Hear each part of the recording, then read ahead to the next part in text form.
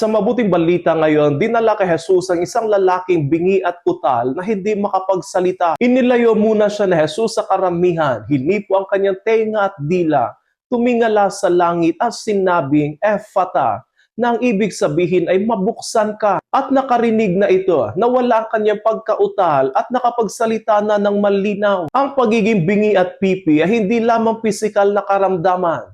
Ito rin ay larawan ng kalagayan ng tao sa harapan ng Diyos. Marami sa atin ang may pandinig, ngunit hindi nakikinig, may dila, ngunit hindi nagsasalita ng katotohanan at pag-ibig. Madalas tayong bingi sa tinig ng Diyos dahil sa ingay ng mundo. At madalas pipi tayo pagdating sa pananampalataya.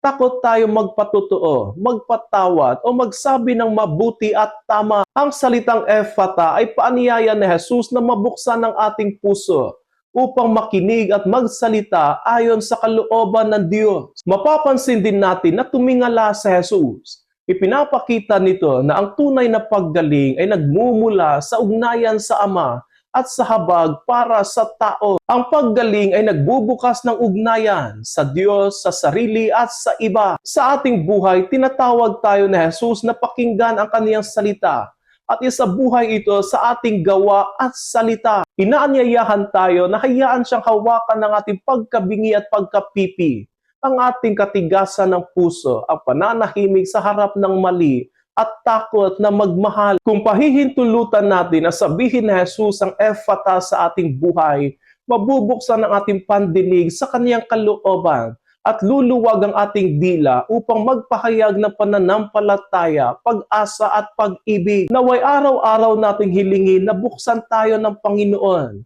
upang marinig natin ang kaniyang salita at ipahayag ito sa araw-araw nating pamumuhay.